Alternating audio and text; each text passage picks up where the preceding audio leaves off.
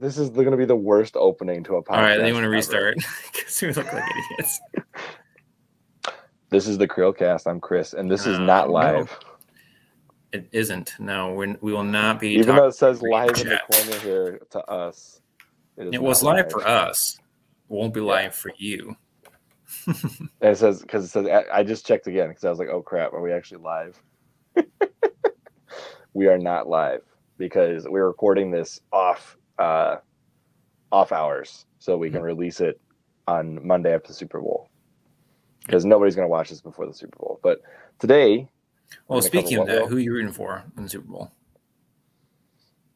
As much as I hate to support football in this current day and age, but Matt Stafford.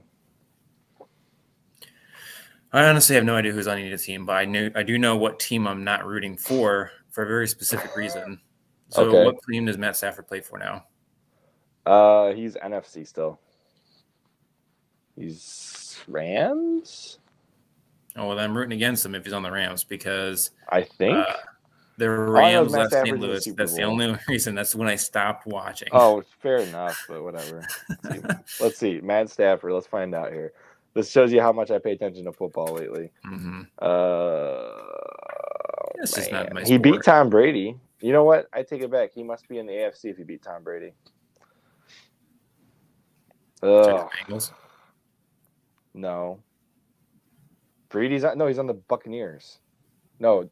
Brady's on the Buccaneers. Not and Brady. He's retired. No, I'm talking about Stafford. That's who else is in the Super Bowl. Yeah, but they didn't go through the. This is going to be the worst opening to a podcast. All right, you want to restart? Because we look like idiots. No, okay. Matt Stafford is on the LA Rams. That's what I thought. Okay, there the Rams are NFC. Brady is on the NFC, which throws everybody off because he was AFC for like 20 years on the Patriots. That's fair. And I'm rooting for Stafford because he got, time sucked away from him for like, good 10 years on the Lions. So. Oh, we don't talk about the dark times. All right. That's it. And the Super Bowl's already happened by the time you guys see this podcast. So you'll know how off we were on this. It might just get snipped right off. I don't really watch professional football, though. Like, I love college football, and I like watching professional baseball. I just don't watch sports in general anymore. I've completely walked away from. I used to get very excited when I would watch sports on TV, and it was not healthy. I get that. It was not healthy for me. Lots of profane words that were being thrown around. I never got that into it, but yeah, I do enjoy it. Into it. I was very into it. It was not healthy. I was not. What's the term? A Walmart Wolverine. Me either, though. I mean, I went to a university and I was giving you shit. I wasn't even talking about like the Wolverines in general. It's just that's the common joke that gets made. Yeah. Well, have you seen that mock ad for the Pure Michigan? Yeah, I've seen it. Yeah. Hey, I just found out like a couple days ago that Stephen Colbert like showed up to a Southeast Michigan random public access channel and did an entire like essentially daily show, newsroom style episode in a local broadcast channel in Michigan. That's cool. And they had Marshall Mathers come in to be a guest on the show. I mean, that made those guys' day, I'm sure. Oh my gosh. Oh, it's pretty insane. I like stumbled across it the other day. I was like, this is insane. Also, I love the fact that you call him Marshall Mathers. So no, that's because that's how he introduced him. That's how he introduced him on the show. Yeah, is it Stephen Colbert? Yeah, I think maybe I've heard that. Someone else was interviewing him, and they were so nervous, and they never called him Eminem. They always call him Marshall, and it's just like it's so weird. It's like it was a Bill O'Reilly. It could have been Colbert though, like on his TV show. Colbert. No, this particular thing happened in 2015. It was after he was done with Comedy Central. He was moving on to his new program. They were in the middle of building his studio, and he just was like showing up in random places and filming. That's cool. And one of them happened to be a random Southeast Michigan town. And I was like, that's crazy. Like, I heard that he actually showed up to bars that aren't too far from where I live and like was saying hi to people. So that's cool. Interesting. I don't particularly care for his show anymore, but I'd still be excited to meet him. He's a funny dude. I would talk to him. He used to. I think he was funnier than he is now, personally. Yeah. I Well, think he had that his there's own. been a He lot of. had his own niche at that time. Now he just kind of blends into the background. Yeah, he went As more I'm blending into the mainstream. background. He went more mainstream, and when you go more mainstream, I think the jokes get less funny. Mm-hmm. Personally, All right, let's go ahead and focus on the topic today. We've really diverged. Yeah, I know. So we'll just cut that whole segment out of there, and we'll just do this. Okay, state of the Switch. You've seen, or at least seen, a summary of the direct that they just had, correct? Mm-hmm. Okay. Yep. And we've both owned a Switch for at least a year at this point, if not longer. I think I've had mine since March of 2020. You've had mine for 2 years now, right?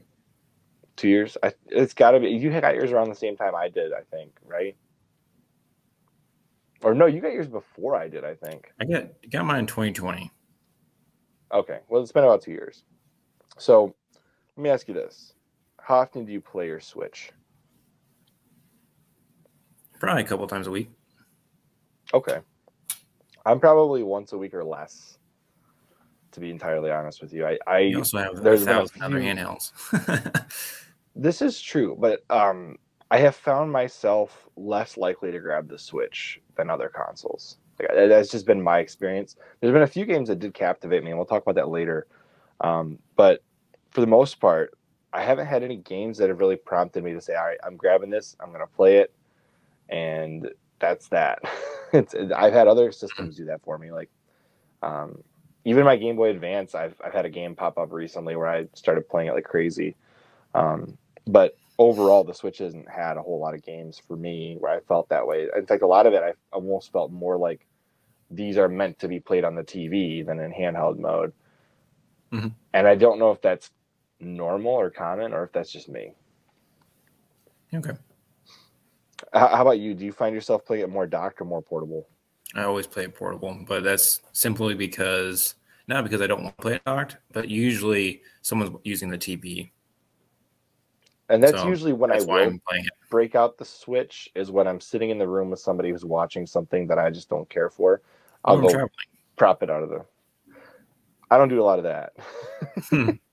There's been a lot of times when I had to wait in the car for someone for a couple hours or something, and I read for a little bit, but then I play my Switch, and it's worked out. That works out pretty well. Actually, I found when I'm in like waiting rooms, I'll break out my Kindle. Okay. More than the Switch is just big. I think that's the real problem for me. It's Wait big. a minute. Wait a minute. You think the Switch is big? What do you want desperately? I'm willing to concede on the size of the Steam Deck because it is a portable PC. Okay. The Switch, move along. I probably would be more likely to break out a Switch if I had the Lite, but I simply won't get the Lite because it's not dockable. And that's I think that's really the crux, the issue of the Switch Lite, is there's absolutely no reason why Nintendo disabled the dockability of the Switch Lite, but they just did it. So I'm like, cheaper. Clearly, this was a business decision and completely monetary, not a technical reason for it. I'm pretty positive anybody who's figured out how to homebrew the Switch Lite has figured out how to output through the Type-C dock. It would not be. Yeah, well, they also did market research. Most people play it portably, so they wanted to essentially stick in the same guts in a smaller case. It's cheaper to manufacture, not include the dock, so it has the appearance of being way cheaper, even though it probably, cost the same. You know what I mean? The dock is from the standpoint of what the internals are. Yeah, it's basically the same thing, and I'm pretty positive that the Type-C to HDMI connection that the dock uses could easily be implemented on the Switch Lite, no problem. It's the same internals, the same guts. There's nothing seriously different about it. So all it would take would be essentially a software switch to let you actually use the Switch Lite the way it should be able to be used. And that has always bothered me. And actually, I will say that's one of the few things that I think the Vita does really poorly. There is no way to output a Vita without jailbreaking to your TV. And since I have my Vita somewhere around here, let me see if I can find it real quick. I was just going to show you. Here it is. On top of the Vita, there's actually a port right there that was meant to be an optical out to your TV, because it uses the same as like some of the Sony cameras, the same port. And it was disabled for some reason. Hardware disabled. You try and plug something into that port, you could actually blow up your Vita. But they didn't remove the port. They really should have, like, even if they left the port there, they should have put plastic over the opening, because anybody could just plug something in there and fry their Vita. That'd be stupid. But that's my same complaint with the Vita as a Switch Lite. Is like, there's no reason why these can't output to TV. This is modern day. There's no reason. Or just, it would be nice if it would actually do that, or have a little dongle or something instead of a dock, so you can do the same thing like the Wii U does. Yeah, I don't know. What? How do you feel about the game lineup that they announced, and also the games that have come out so far this year? So as far as games that have come out, it's got a solid lineup. The biggest issue I've had is, like, you have the same problem, I'm sure. I could already play most of the games that are good on the Switch on my Wii U. Donkey Kong Country Tropical Freeze, Breath of the Wild, although I don't really care for that game. I love that game. Actually, the main thing the Wii U does that the Switch doesn't is it plays all of my Wii games. So, like, I have it has a virtual game. Wow, what is it called? An actual good virtual console. Yeah, there you go, virtual console. Which, by the way, you're going to get to experience the Switch Online service here pretty quick. We're almost to the point where I'm getting that second Switch Online service. I'm excited. So you get to try N64 games. They just dropped Paper Mario's on there. That's exciting. I've never actually played it. That's something I think we should talk about. Switch Online service. The $20 version is worth it across the board. There is absolutely no reason why you would be wasting $20 to have Switch Online service without the expansion pack. It's a waste for me because I'd rather just buy the old games. But for $20 a year, you get, like, I thought about this really hard. The $20 version, I think, is always worth it, because the amount of games you have available to you would cost you well over $100, and the Switch's life has only been about 5 years. So when you figure out the cost benefit analysis, but I've bought those games 1,000 times already. So, like, it's not super appealing to me. And the couple of games that I want, there's like 1 or 2. So I still don't want to pay $20 every year for that privilege. I'd rather just be able to, like the Wii U and the Wii, just buy a couple, call it good, and I'll have it forever. Yeah, no, I don't disagree with that sentiment. I'm just saying, like, the cost analysis, the benefit of having like 100+ games available to you for $20 per year. Like, that's basically 20 games at $1 per game per year for 5 years. So it's like $100 worth. And I know that the service is not an indefinite thing. I get that. And I agree that I don't like that business model, but for $20, I can't just say this is a bad service, don't get it. I think it's, I mean, for someone, a new Switch owner, like, sorry, not necessarily a new Switch owner, but a person new to Nintendo, it's a great service. I've been around since for almost the beginning of Nintendo. So, like, I've played these games, I've seen these games. I don't want to keep paying for them. So the thing is, like, people make the argument, well, you pay for Game Pass every month. It's like, yeah, but it's all the new games. That's usually new games. That's a good point. Which is something they added to the expansion pass. I don't know if you saw it, but the latest DLC will actually be something I will take advantage of. I don't give that they added to the DLC. Service. I don't care. It's 48. It's 48 new Mario Kart 8 tracks. Yeah, it's the same shit as always, though. I mean, I don't know. I mean, yes. I'm not gonna downplay it. That's exciting. It's cool that they're doing that. It's turned into a live service. That's less than $1 per track, so that's not bad. Yeah. I think about it. What Nintendo has done well this console generation, in my opinion, has been with how they expand the games, because they're not going at it with the old school live service approach not old school, new school, live service approach that a lot of people have gone through. They're still sticking to DLC, but what they're doing is they're taking massive content updates and selling them for probably slightly higher than what I would expect. But at the same time, it's at a price that's not like so high, you're like, oh man, it's like Battlefront 2 Deluxe Edition for $120. It's like, okay, it's an additional $25, but you're getting basically double the game. And you stop paying for the service, do you lose those tracks? You would, yes. If you stop paying for the service, you would lose access to the DLC packs. That's crazy. I think the idea is, when did they come out? Like 2017? Mario Kart 8? Yeah, it came out or Deluxe. Mario Kart 8 came out, but well before the Switch did. It was like 2013, 2014. But the Deluxe version that came out on the Switch it's the same came out in... It is the same game, but the Deluxe version came with all the DLC. The Wii U one didn't come with. That you had to pay for. And I did buy the DLC on the Wii U because I'm an idiot, but that's fine. Well, the only DLC I would want is Link anyway, so... That did come with the Wii U DLC, and I did buy that. Yep. Because, like I said, I'm an idiot. There's that. But I will say the value proposition is increasing for Nintendo Switch Online over time. Kind of like how Game Pass, the price keeps staying the same, but the value proposition keeps going up. Don't know how long they can maintain that. Obviously, Nintendo decided they couldn't. Yeah. But Nintendo has to keep adding value to that proposition, or I think that it will get stale and people will stop paying for it. Yep. Which is it's the same old games, and I don't know. I'm curious how, like, from each generation, how well those games are actually selling, because, like, you have the Wii had the Virtual Console, then you have the Wii U Virtual Console. Now there really isn't even a Virtual Console, but, like, how many people are actually buying into that service for those older games? I'm curious, like, the drop off between each generation.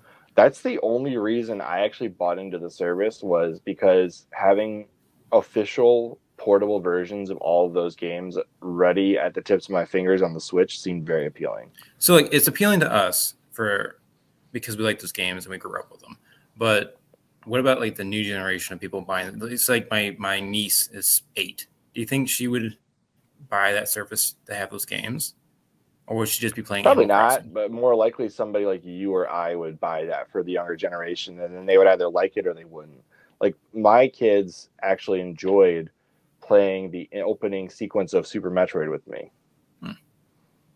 My youngest son specifically kept saying, "We need to play the dragon game, Daddy," because you go and fight Ridley, and he thinks Ridley's a dragon, which is hilarious, but it's awesome. And the best part is he does not realize that sequence, no matter how good or bad you do at it, happens the same way. So he can fail at it miserably and still get the same success rate. Sounds like modern society. Anyways, the Super Metroid has been really interesting. Now, a game, I will say my biggest complaint is the lack of big hit third-party titles. Like Battletoads. I would love to see Battletoads come to the service. And with Microsoft and Nintendo is really nice. Well, they have Banjo-Kazooie. They have Banjo-Kazooie on the 64 version. I mean, Battletoads is such a... The nostalgia... It's nostalgic for you, but Banjo-Kazooie was definitely a bigger game. I'm not even fighting you on that. I'm just saying, like, the community that is around Battletoads. Right now, the only official way to play the original Battletoads, like, I'm not talking the one on Xbox Live, because the one on Xbox Live is actually a derivative of the Genesis version, which I'm so angry Microsoft did that because the color palette is garbage. The NES version, the only way to play that is to have the physical cartridge and play it on old hardware or Microsoft owns it, so I mean they have to negotiate that out. They did with Banjo. It's a Rare title. It's a Nintendo Rare and Microsoft. Microsoft and Rare and Nintendo kind of share the rights to Battletoads. I think they just outright own that, man. I think you're right about. I'm saying, but the NES release of Battletoads is still technically a Nintendo partial ownership because it was released on Nintendo. Excuse me. Is that how that works, though? Because I mean, that release is partially owned by Nintendo. That specific release. Those cartridges were produced and published. Does the publisher actually own it? They own that release. However many were produced in that release, they owned it. The NES release of Battletoads. I mean, the limitation that would be over that now. Is gone at this point. That's like saying when an Xbox game was made available in the backwards compatibility program, right? when Microsoft makes them backwards compatible on the 360, where you have to have the disc physically inserted to play it, and you can't download them from the shop, that's fine because you're basically playing the original published disc that was already licensed to Microsoft. Now, when you add a downloadable version of the game to the backwards compatibility program on the Xbox One, then Microsoft has to re-secure the rights to that game in order to do it that way.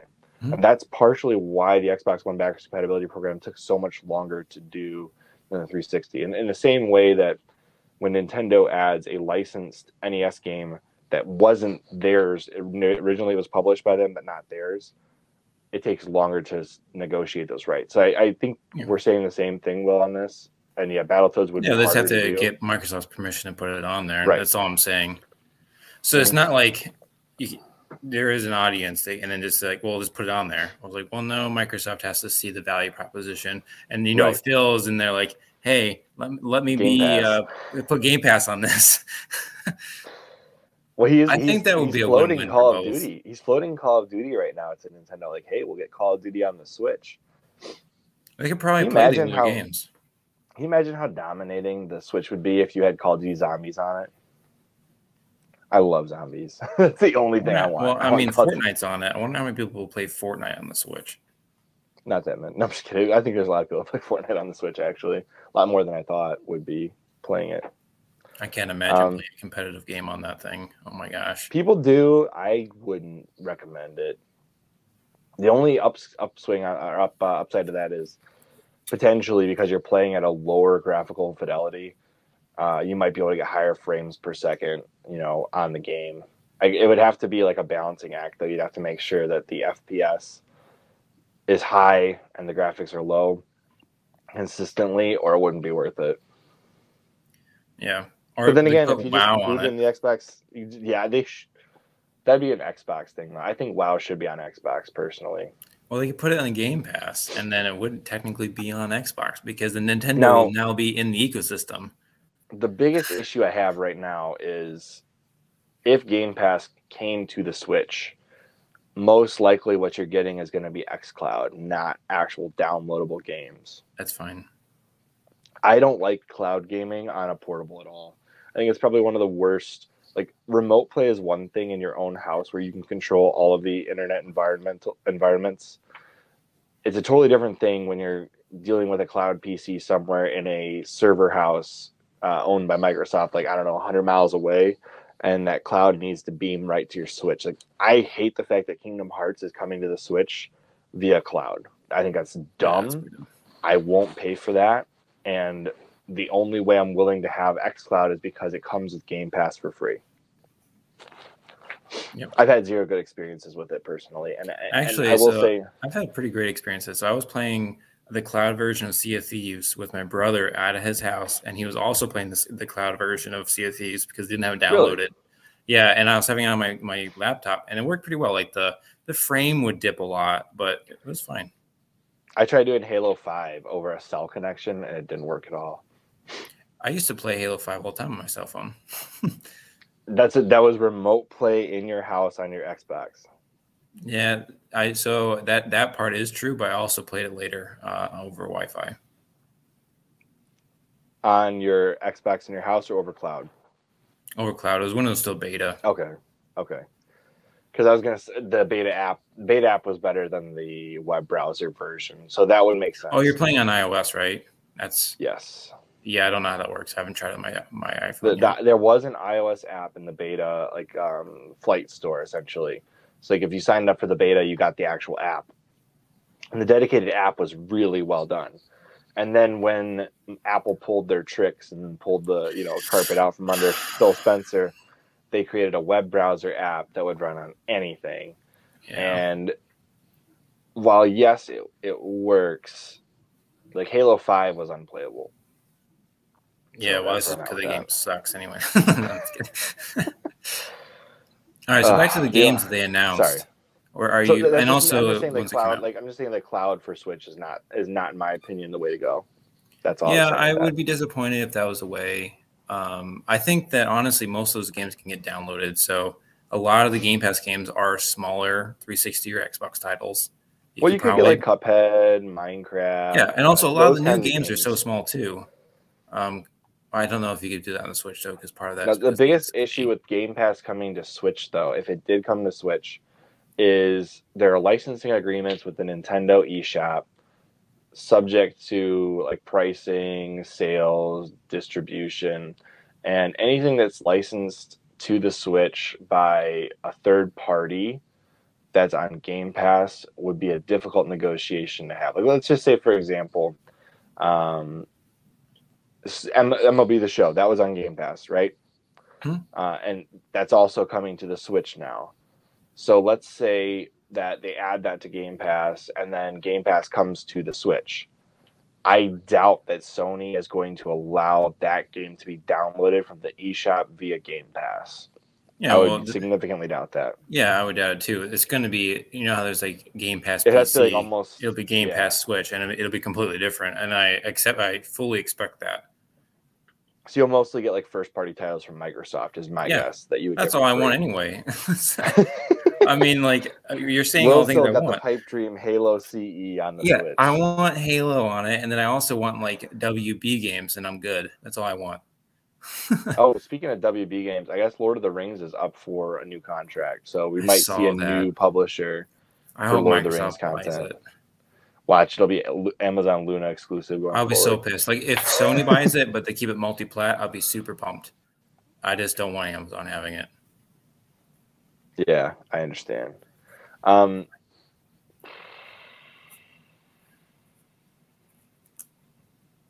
Okay, Switch. Back to Switch. Mm-hmm. So, what is your favorite game on the Switch thus far? Funny enough, it's a third-party game, and it's better on every other console. King of Amalur? No. Oh, well, I haven't played that one yet. I do have it. But Witcher 3 is so far my favorite game. Okay. Followed by Breath of the Wild. And Breath of the Wild looks a lot better. It just looks so good. But I was actually thinking about that because I was going through that, like the announcement list of the games that are coming out during the Direct. And a couple of them I got excited for was like, you know what, though? I already own these games. And it's kind of funny how it's like, oh, this like really great 360 game is coming to the Switch. I'm so excited. It's like, but this is a brand new console. Why should I be excited about this? And they also put the most like bare minimum effort into these ports. So, I was texting you earlier about how they were porting over, I'm blanking on the name. What's the Star Wars game? Force Unleashed. And it's the Wii version. It's not even the good version. I mean, that's a fair point. I would imagine any Wii version getting ported over would be easier just because they've already lowered the bar for what the game needs to run. You know what I mean? Mm-hmm. I'm sure actually excited for Switch. I know it's weird, but I'm actually kind of excited for Switch Sports. Yeah. I know. Like, I have nostalgia for Wii. Like, think about it. Wii Sports is just about 16 years old. Yeah. You know how many times I play that game? I haven't played it since I played it a lot. No, I did get the Wii U Sports Club, whatever, the HD version of Wii Sports on the Wii U, which is a kind of an expensive game, actually. It's like $50 or higher, which is ridiculous. But I do have that, and I can say I've played it. It's pretty neat. Accuracy of the golf ball when using the Wii U gamepad is like the tee off is pretty neat. But I'm excited for Switch Sports, like long and short of it. I'm excited for Switch Sports. I'm going to get it. I'm glad I never bought into 1-2 Switch. I almost did. I'm glad I didn't because now I have no qualms about buying Switch Sports. Oh, you have so the browser is up right now. The Pokemon Legends. I'm kind of interested in it. It's like Breath of the Wild meets Pokemon. And there's a market for that. It's really cool. It's a huge market. I'm glad that they're expanding Pokemon. I think it's great that they're doing that. But the last time I liked Pokemon, it was Pokemon Coliseum on the GameCube. Yeah, I've never gotten really into it. I've played Pokemon Yellow, and that's pretty much it. So I'm interested. So as far as your list, you're saying Witcher 3. Yep. And Breath of the Wild. Mm-hmm. How about Metroid Dread? I haven't gotten far enough into it, and right now I am rage quitting because that freaking robot keeps killing me. Well, that's what it's supposed to do. That's what it's I know, the to do. bastard. Well, I keep like uncovering new locations on the map, and it's just by pure freaking chance because like I usually like it chases me so quickly I can't get out of its like visual parameters to like I'm making decisions without really planning it. So like I'll slide into a tunnel and like, oh, I'm in a new area. I was like, well, shit, wait, like, is this where I'm supposed to be? Like, what am I looking for? And yeah. You know what's amazing is Metroid Dread has now sold almost 3 million copies. Yeah. Is it the best It's one of the selling? highest. No, Metroid Prime is still the best selling. Okay. Metroid Prime, which is crazy because Metroid Prime released on the GameCube, which had a fraction of the total sales of the Switch. So the attach rate for Metroid Prime was higher to the GameCube than the attach rate for Metroid Dread on the Switch. Yeah, but I remember playing that for a in 2D Sam's side Club. scroller. I remember real quick when my parents would go shopping in Sam's Club. They had like they used to have the displays you can play the games, and Right. I would play Metroid Dread because they had it up, or not Metroid Dread, sorry, Metroid Prime. And I remember thinking, he's like, why do you turn into a ball? This is so stupid. Yeah, I remember you telling me that.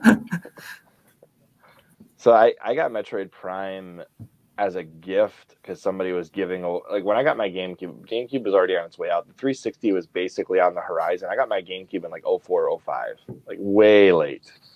And I got it only because I knew Fire Emblem was coming out and I wanted Fire Emblem badly. And I got the Legend of Zelda Collector's Edition version through Target, I think, for my birthday that year. It was like $100, came with all the old Zelda titles. It was like the 25-year anniversary or something. Anyway, super worth it. Probably one of the best collections ever for Zelda games to ever come out. And I got Path of Radiance, so like that was GameCube for me. But as part of that, one of my family members like showed up with a bunch of GameCube games, just dropped off Metroid Prime. And my brother played through it, and I thought it was really neat to watch. But I never really got into the Prime 3D games. So I am going to play them as part of that Metroid Let's Play series I'm doing, which will be interesting because I'll be forcing myself to try it. And I've never forced myself to play Metroid Prime before. But I do own all of the Prime games, so I should play them. Yeah, multiple versions too, right? So Metroid Prime 4, I think that will probably come out this year. What do you think? You think so?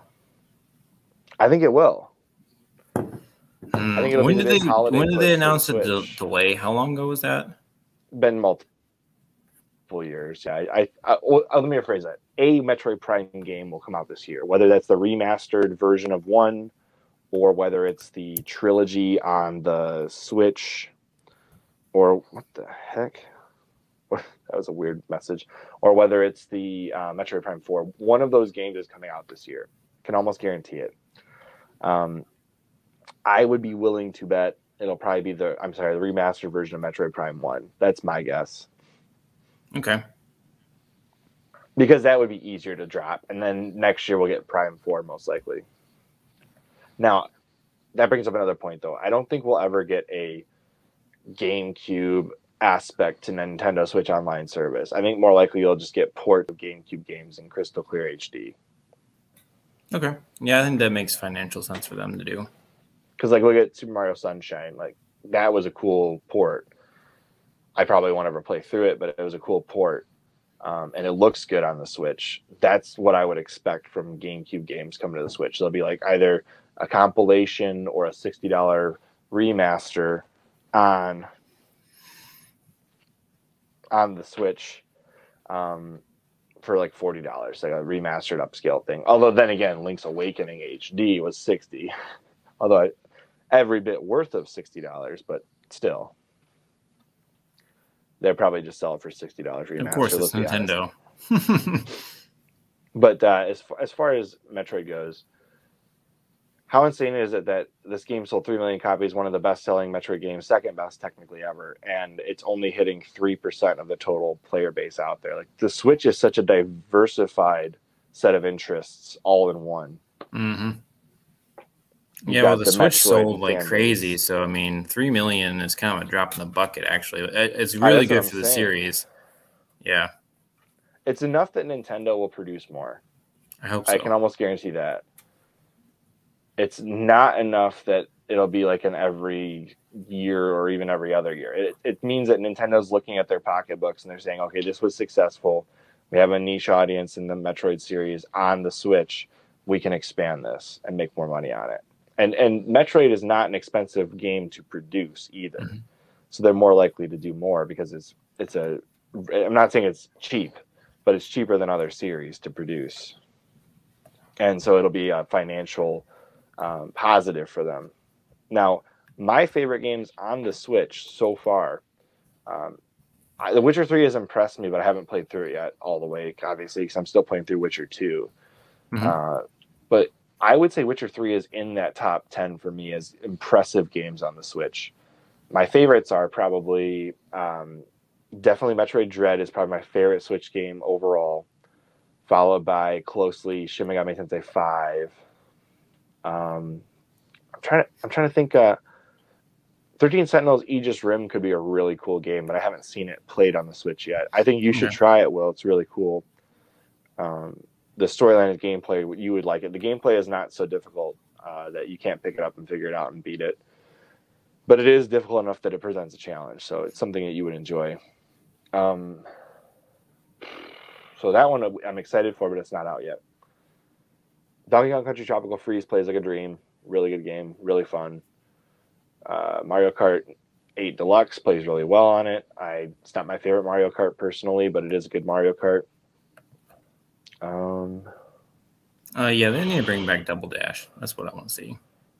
Double Dash, they're bringing back some tracks from that one, that's for sure. Man, I really don't own that many Switch games. That's the funny part. I don't know about you, but I own really quite limited. A few actually. So I own, but the thing is, like most of my third-party games. So I have obviously Breath of the Wild. I have The Witcher. I have Koa, which I'm excited to play on there. I have Metroid Dread. I have SMT5. Yep. I have Munch's Odyssey, which was an old Xbox game. South Park: The Stick of Truth. Actually, that's up there. That was a great game.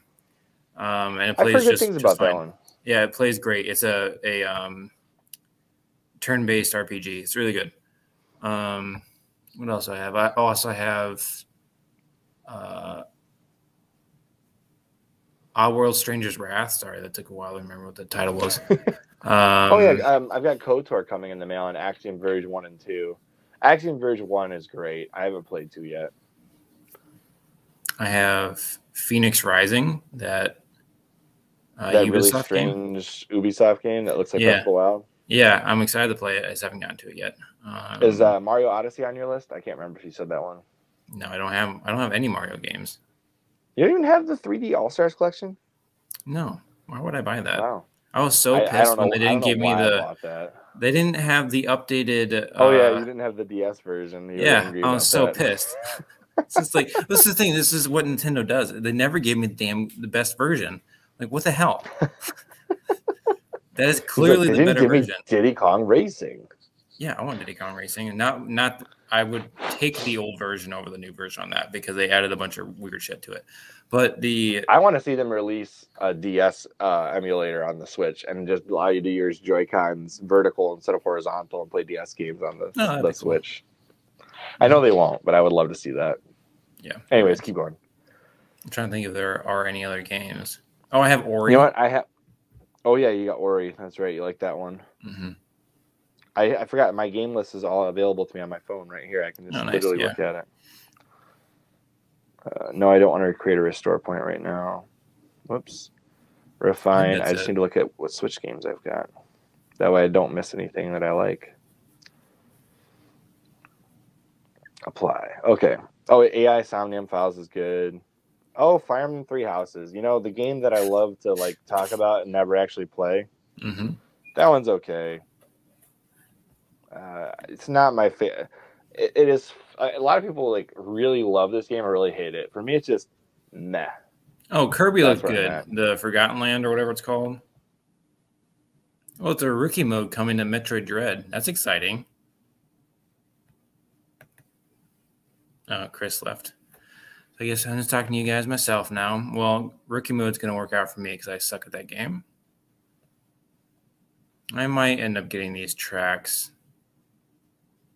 for Mario Kart. I really like Mario Kart, and I would enjoy to have some more tracks to it. And also Xenoblade, that's a really cool series. I am looking forward to that one. I really wish I would have talked more about Breath of the Wild, though, because obviously that's my #1 game this year. That's really the one I'm looking the most forward to. I wonder where Chris went. Don't know. Don't care. Let's talk about Halo. I like Halo Infinite a lot, playing through in Legendary right now, and it is really freaking hard. I finally beat Estrom. I had to completely change my strategy and switch to the thruster equipment, which I didn't use the entire game until that last battle, and I basically just had to thrust backwards every time he tried to hit me with his hammer, and that worked out. Okay, I'm done making stuff up now, so I'm just gonna wait. Chris can cut this out later. Yeah. Okay, Xenoblade Chronicles 3 looked interesting. Oh yeah, I'm excited. I haven't gotten into the series yet. It's a regret of mine, and maybe I'll get it this one. Are you gonna get Xenoblade? Dude, I'll be honest with you. I don't think you'll like Xenoblade. Dude, you hate Breath of the Wild, so these guys help make the game. I don't like Xenoblade for the reasons that you don't like most RPGs. Which is what? It's too menu complex heavy. And it's all real. Like, it's not real time combat, just FYI. Oh, is it turn based? Kind of. I'm okay more with the turn based. I freaking hate with it in KOTOR because it's like a weird hybrid that confuses the hell out of me. It's like KOTOR. I don't like that then. It's got this giant. At least I've played the first one. From what I understand, all of them are based on the same similar gameplay, which is essentially you have like a abilities wheel that you're working from, and you select targets and you select abilities, and the computer in the game simulates the real timeliness of your attack. So it's a lot like KOTOR in that aspect. I don't think you'll like Xenoblade. No, I won't, because that's something that prevents me from beating KOTOR every time, because it's just I can't do it. I always forget. I start mashing buttons, and then everything's delayed.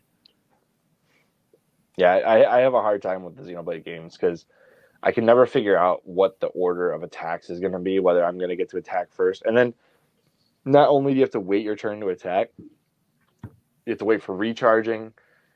You have to make sure you're on the right side of the enemy who can also flip-flop on you at any time in order to land your attack. It's not a combat system I enjoy, and I don't think you would like it either. No, that sounds At least KOTOR, like, it's a lightsaber. You can hit them from any angle, and even it'll work.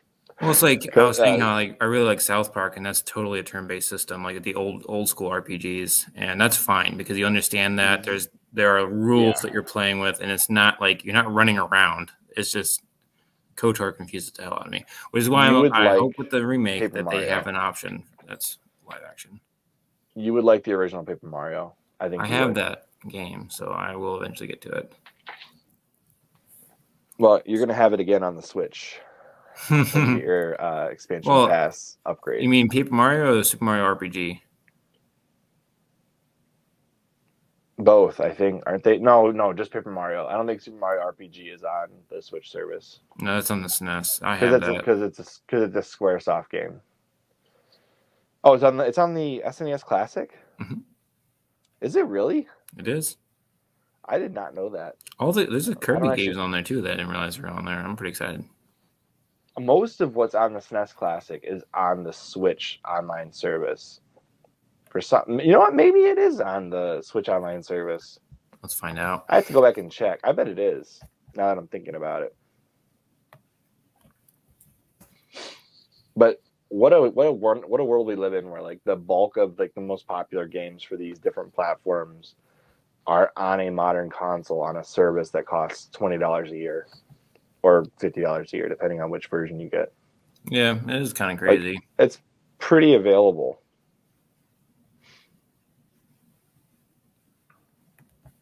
Yes, there's 100 plus. Let's see if you can find the list. There you go. See full list of Super Nintendo. There you go. Let's see what the list is. Yeah, no, that's not it. Keep going. I thought that said Super Mario RPG. All right, let's see. Super Mario. Where are we? Super Mario. It might just be Mario RPG. I can't remember if there's a Super on it or not. I think it's Super Mario RPG Legend of the Seven Stars. Do they really have that many things in this title? It's a huge title. Huge. I don't see it. Do you see it? No, I don't see it. It's weird. It's like all the other games. I could have swore it was on there.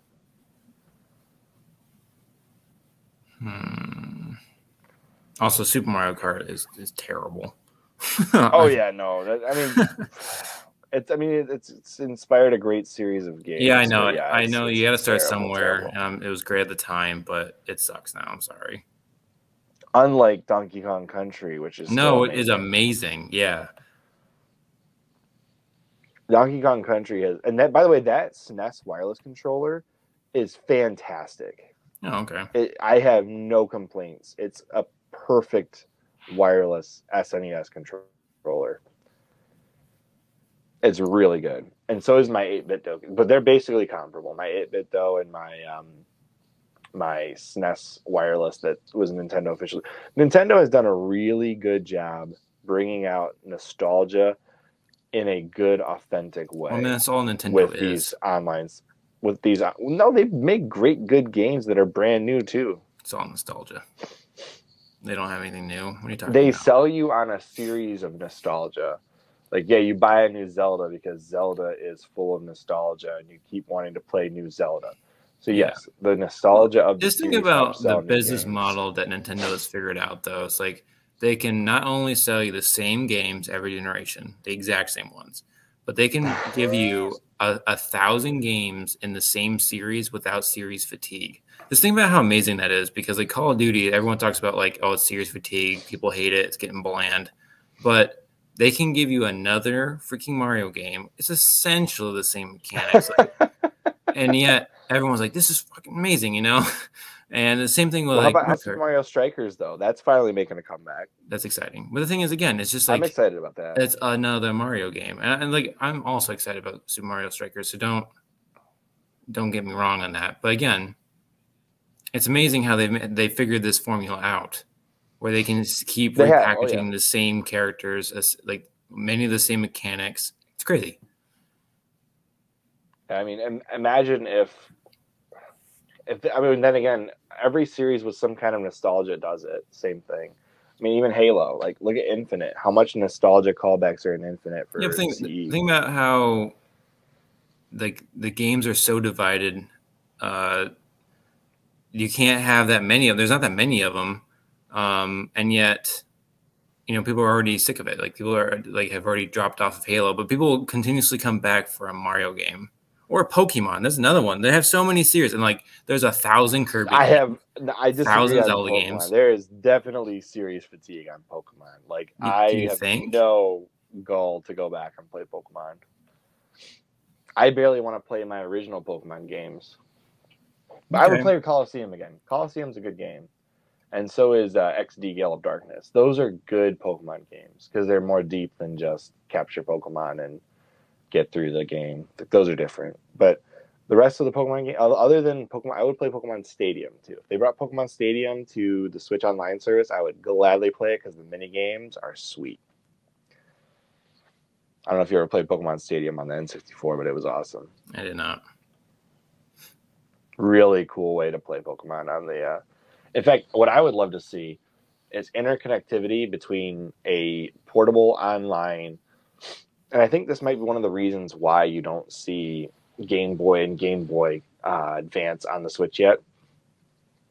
Because there is interconnectivity between N64 and the Game Boy that you would want to have perfected to have Pokemon on the Switch in the retro version. So, like, for example, blue, red, and yellow could be used in conjunction with Pokemon Stadium, where you could upload your Pokemon from blue, red, and yellow into Stadium and play with those Pokemon on the cart. Mm-hmm. which I did a lot actually. By the Yeah, way, even if they didn't do that, if they cool added thing. those games to the online service, I'd be way more interested in it. But Pokemon again, Red, it's Blue, just and like Yellow, or giving me the old shit again. It's like, I don't understand how Nintendo does this. I think at some point we will see Game Boy, Game Boy Color, Game Boy Advance come to the Switch. I think it's inevitable. Yeah, I hope so. Because at some point, those games add value to the ongoing series on the Switch in a way that you could sell more games by having those games on. Because it's almost like, here's our back catalog of games. We might release new games in these series. You should try them out, the old versions, and see if you like it. It's kind of like a try before you buy. Like, for example, anybody that was going to buy Metroid Dread could easily go in and play Super Metroid or original. I wouldn't recommend it, but original Metroid, and get a feel for the system before you go and buy Dread. Yeah, but or you can be like, I just wish they had more of a Game Pass like service where they had the new games, because I would already have bought this service if they had the new Nintendo games on it, even if it was the same price as the Game Pass. I think it'll be more expensive to get a Nintendo Game Pass. I think it would be way more expensive because Nintendo makes buku bucks by having exclusives on their platform that they sell to you every generation. Yep. That's where they make the most of their money. Yep. Like having a service subscription would never work for them, except for retro nostalgia, like they're doing right now. Because they've already sold those games to you. They don't need to sell. You think they would ever add Nintendo games to a Game Pass on Xbox?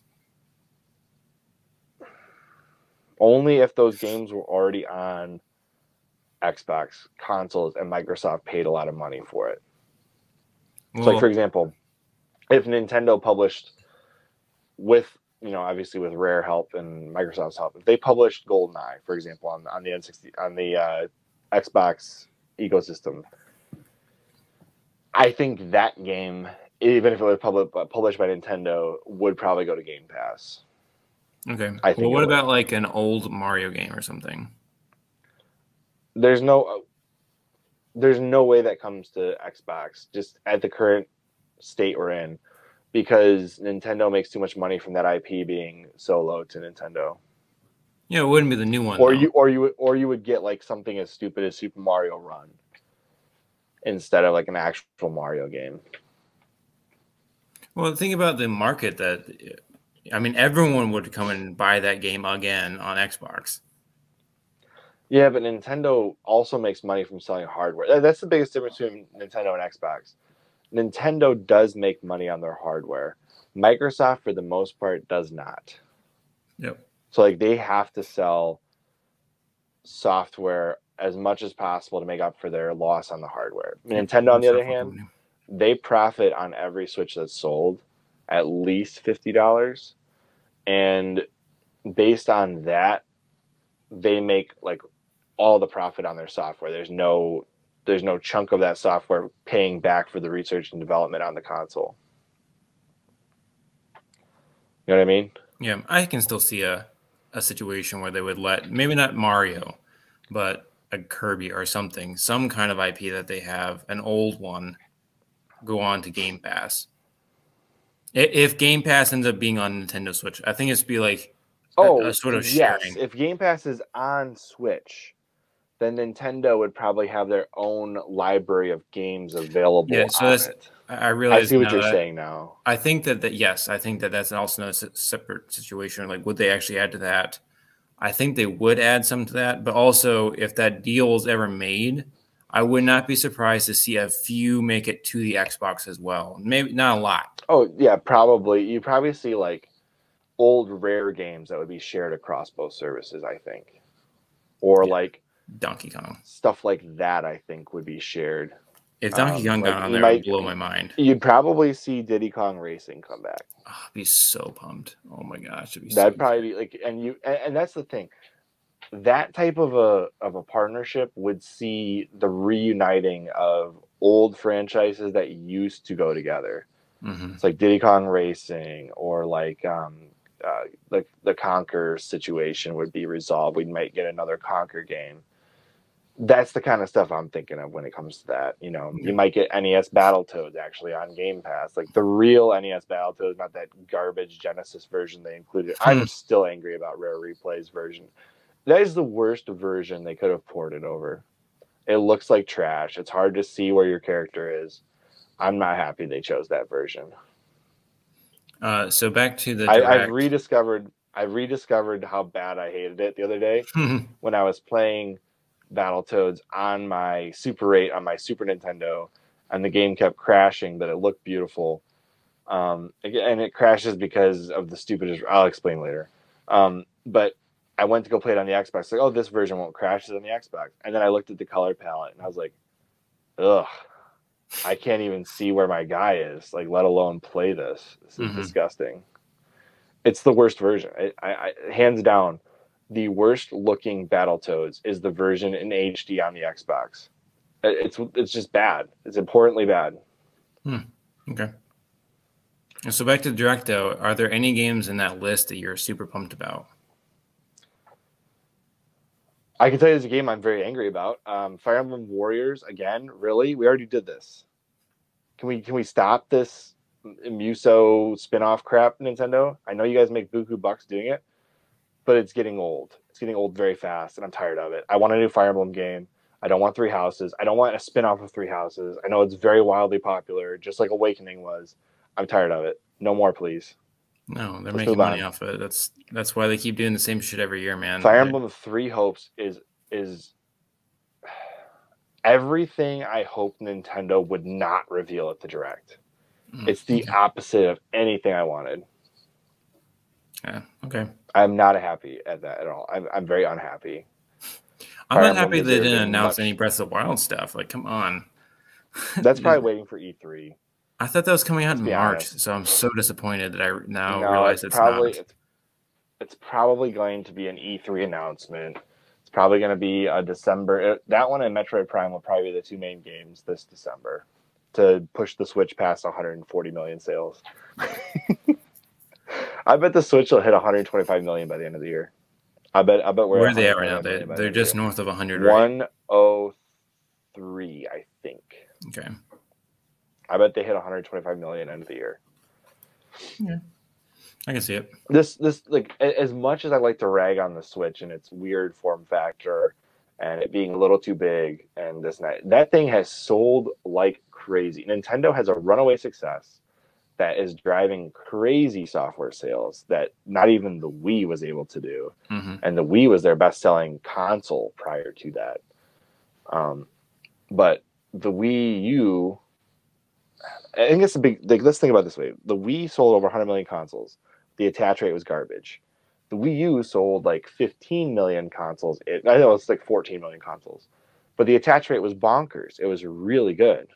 And the Switch hits that sweet spot where they've sold a bajillion consoles and the attach rate for software is ridiculous. I think they have like almost 40 million sales of Mario Kart 8 Deluxe. I think it's like 40 million sales, if not more. That's the best. How insane is that? Yeah. How insane is that? Well, I mean, if you're going to have a Switch, you have to have Mario Kart. Right. And then Breath of the Wild is like in the top 5 as well, and it's got like almost 30 million sales. That game has like 30 million sales. Is it that high? I thought it wasn't that high. It's super high, especially for Zelda. I want to say it's like 30 million. I know it's above 25 million. I think it might be the best-selling Zelda game ever, especially for a launch title for the console like that.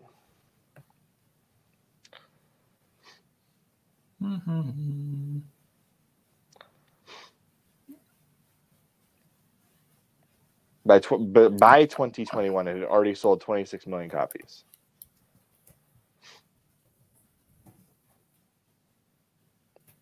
Oh yeah, it's 24 million. That's crazy. That was in 2021. Dude, yeah, 2021 November 4th. We're just starting. Oh, November. I'm sorry, that's November. My apologies. I thought that was the end of 2020. No, because it said it almost sold 26 million. That's super high. It is extreme for a Zelda game. Like Zelda's popular. It's very. And that's not popular. including the 13 million it sold on the Wii U because everyone bought one.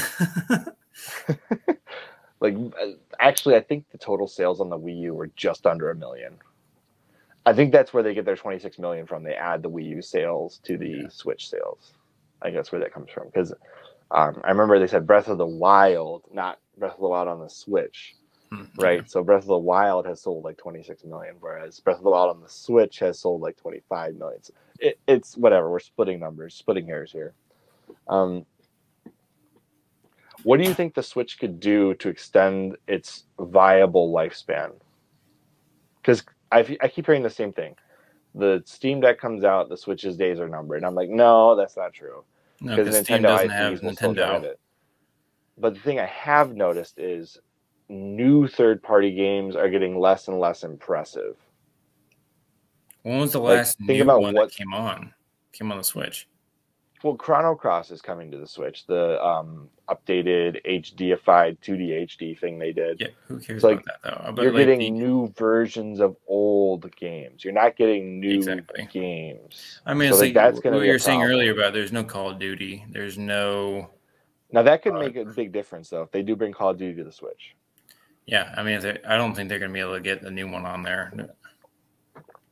No, I don't think. I mean, they might figure out how to get Warzone on there if they really spin their wheels and figure it out. But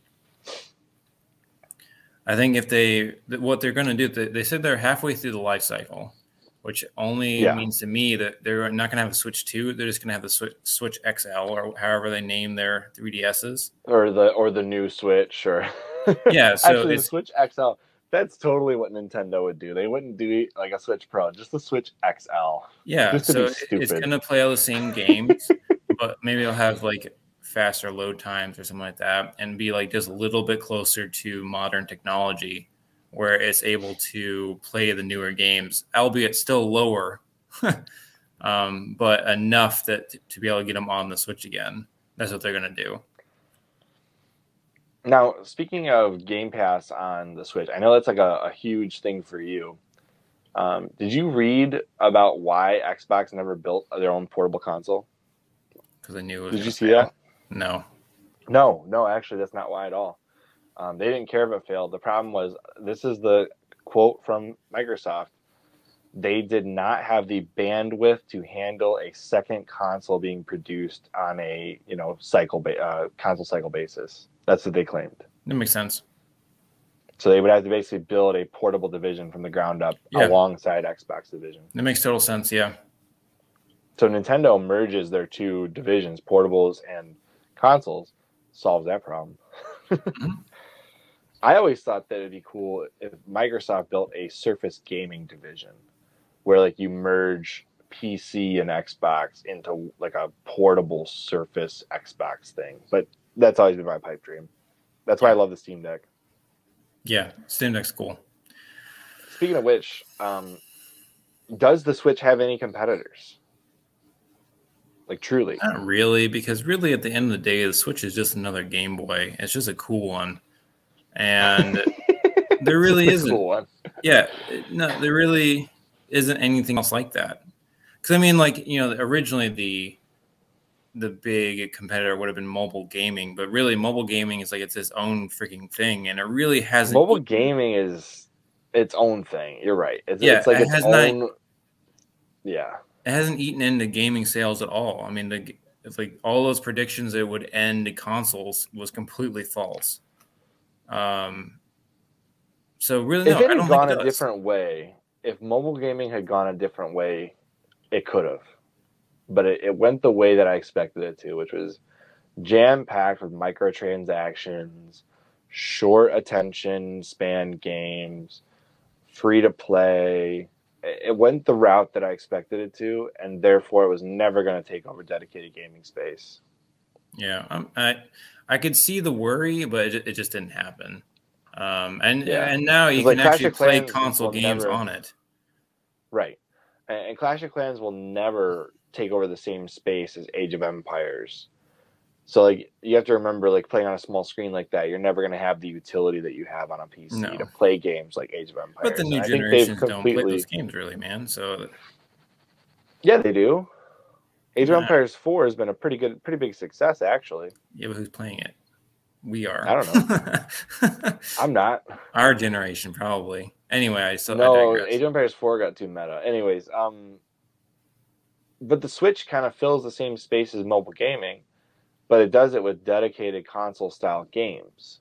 Yeah. And it's a very different market than mobile. That's why it's it's its own thing. I mean, you can try to make the argument that maybe the Steam Deck, but not really, because I don't know. I can only really imagine like PC players really caring about that. And then at the end of the day, how many PC players? Like I made the argument before, how many PC players want to play portably? They want to play on their PC. There's a fraction of people that have bought a Switch and a gaming PC, and that's what Steam is competing with. They want to keep you in the Steam ecosystem, even if you're portable gaming. That's really what the Steam Deck's for. We'll see. I don't like that could be a competitor, and we'll see how it goes. Because a lot of the appeal, like a lot of the appeal for the Switch for me is playing like The Witcher portably. That's one of the reasons why I got it. So I can kind of see that'd be a good side-by-side comparison, actually, to see what The Witcher 3 looks like on a Steam Deck. It has to look better on the Steam Deck. If it doesn't look better on a Steam Deck, there's no reason to ever pay that much money for it. The way it looks on the Switch is it looks like a 360 game, and there's no draw distance. It's very weird. The character models you have to know, like, you have to know that's what you're getting into, though. With the Switch, like, you're basically getting 360 games portably. And occasionally Wii games of 360 games, like Wii versions of 360 games. I want Dead Rising Chop Till You Drop. No. It has higher RAMs. Like, you can still load more models into it. But yeah, the graphical fidelity is basically an Xbox 360. Yep. And PS3. If you want to improve Switch sales even more, push it to that 200 million mark, put Halo on it. That's all you need. Okay, I will say, if you announced that Halo is coming to the Switch, I think you'd get more people interested than were interested in Infinite altogether. So like more than 20 million players? I think you'd get a lot of people buying a Switch. Okay, yeah. I don't know if you get 20 million people buying if you said Halo CE was coming to the Switch, or MCC, like some modified version of MCC was coming to the Switch somehow. I don't know how you'd do it, but if they did, I think you get a lot of people playing it. Well, I guess port the campaigns. Yeah. I think it'd be an a la carte thing. Like, okay, you're playing CE, download CE. Okay, you're not playing CE, download 2. Delete CE. I think it'd be an a la carte model where you download whatever you're playing for a while. They could put Sea of Thieves on it. Put another Rare game on the Nintendo console. Yeah, they could. I doubt that there would be any utility to doing that, but they could. I mean, I don't think graphically it'd be too challenging. Yeah. Anyway, I'm excited for Breath of the Wild. A couple of the games they announced during the Direct. Overall, I'd probably give it a B. It's cool how they're like, adding things to older games, but again, it's just the same Nintendo shtick. I would give the Direct an A. I think it was one of their better ones.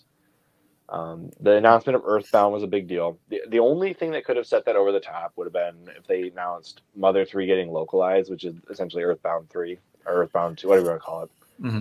If they would have announced that, I think the crowd, like, even if people don't care about it, the crowd would have went wild because Mother 3 is one of those, pipe dreams for a lot of people. Like, getting that on the Switch would be, and I know the audience is niche, but Nintendo should just do it. Like, at this point, what are you waiting for? Exactly.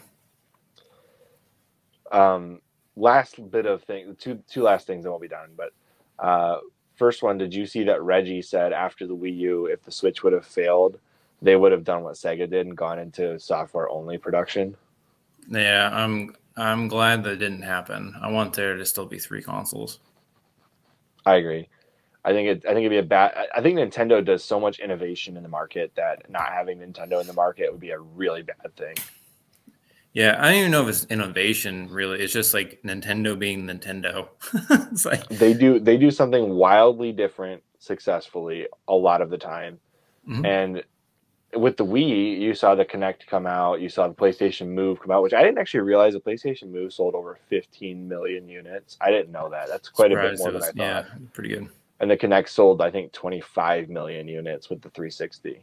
So, like, Nintendo's innovation drove Microsoft and Sony to the point where they had to produce something equivalent to what the Wii was doing, just because of how much of a market there was for that at the time. Like that's crazy. They brought the market to its knees on motion controls. Yeah. So I agree with you. Nintendo needs to exist. And then the last thing, if you could go to a Nintendo board meeting and ask for one thing, what would the one thing you want on the Switch be? You already know. Like hardware, software, whatever it is. You already know what it is. I know not Game Pass. Pick something we haven't already discussed at length.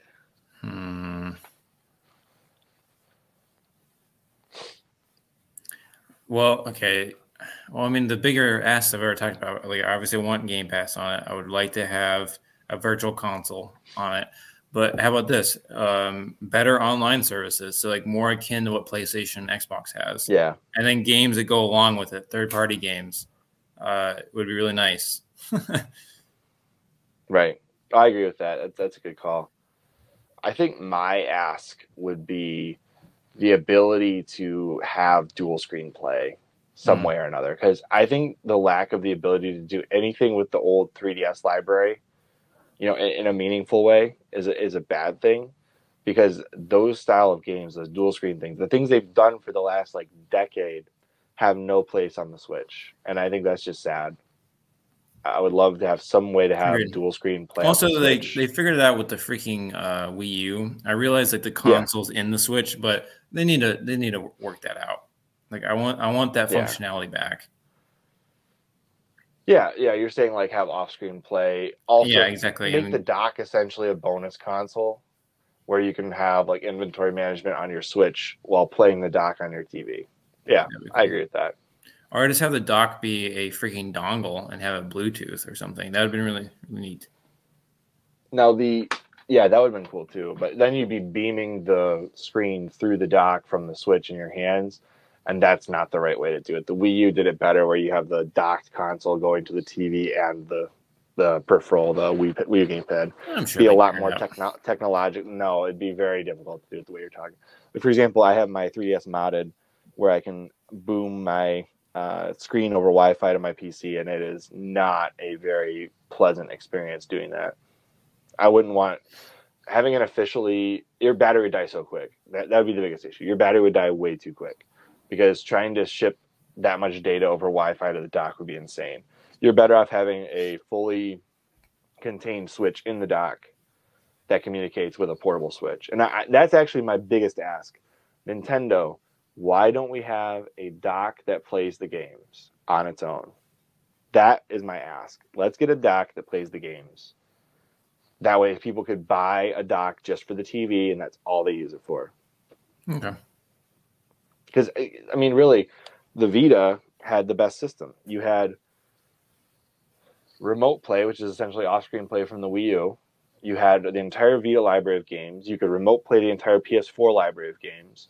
And they had the PlayStation TV, which is essentially what I want Nintendo to produce for the Switch. I want the Switch TV, docked-only version of the Switch, that you can use to play Switch games if you're not a handheld player. That's it. Instead of paying $300 to leave your Switch docked at all times. I think they owe that to the hardcore base that loves just playing games on TV. Sell like a $150 console. It's just a box. Comes with a Pro controller. And you don't have to worry about all of the Switch peripherals working, because the Joy-Cons will work. The Pro controller, all the stuff that you normally get works. It's just only a TV out version of the Switch. I think they should do that. Okay. That's cool. You've been saying that for years now. I have. I think they need to do it. I think they owe it to their dedicated fan base that doesn't. Well, they already have a Switch that doesn't switch. So they have a Switch that doesn't switch, but it's not the type. It's the opposite of what I want. And I'm saying, well, they already made the one half of it. Now they just gotta make the other half. Now their cloud saving's gotten really good to the point where you could have a Switch Lite and a non-dockable Switch, and then you'd have essentially the Switch in a two form factor version, where you could have your one always connected to the TV and your light always out, and then the cloud saving between them would allow you to continue your gameplay across both. And it's basically the Switch without having to get it out of the dock ever. That's what I do with my Vita, with my PlayStation TV. I got cloud saving across this and my PS TV, and perfect. That'd be exactly what I would expect the Switch to be able to do. But that's it. That's all I've got. That's been my thoughts on the state of the Switch. Will, do you have anything else you want to add? Any questions that you think we should answer? No, I just want Breath of the Wild 2 really bad. I want an announcement. I want to know what it is. I want to know when it's coming out. And also, here's another ask. I would like to have The Witcher 2 and Witcher 1 on Switch. That'd be cool. Witcher 1's probably never getting anywhere, but Witcher 2 could definitely happen. None of the stuff that we've talked about is going to happen, Chris. This is I know. I think The Witcher 2 is doable. It's already got a console adaptation, but I think The Witcher 1 is probably never coming to consoles unless CD Projekt Red gets a fat check from like Valve or Microsoft to do it. All right, Phil, you know what you got to do. Oh, speaking of which, Scalebound. Hopefully that actually comes out. Oh, yeah, that's cool. Begging Phil Spencer to make that. Mm-hmm. They said, "Come on, Phil, work with us. Let's make Scalebound." I'm excited. I would love to see that happen, but I doubt it. They blew too much money on it. It didn't go anywhere. It was glitchy as all get out. The earliest we'll see that game see the light of day is probably 5 years from now. I think it would be a cool story. So I think they should do it just for that. I think they should do it. I don't think they will do it. And then at the same time, and the same announcement, when they said that this is coming, they will bring back Fable Legends as well. I knew you were going to say that. Mm-hmm. I knew you were going to say that. They already built the damn thing. They should just release it. And they should bring all of the old Fable devs back to keep it going. Sure. Anyway, that's all I've got. Fable on the Switch would be cool too, by the way. Oh, yeah. I would definitely rebuy that game. Fable trilogy on the Switch. Here I come. Anyways. Well, I appreciate your time. Thank you for, as always, being part of this podcast. You're awesome, as always. I am. So, and all of you comment down below how much you appreciate Will sticking it out with me this long. All of you, all 5 of you. Anyways, yeah, I'll make sure to comment. I appreciate Will from the CHRILLCAST. All right, well. As always, everybody, we'll see you all on the. What the heck? I'm Chris. And I'm Will. And we will see you on the next one. See you guys.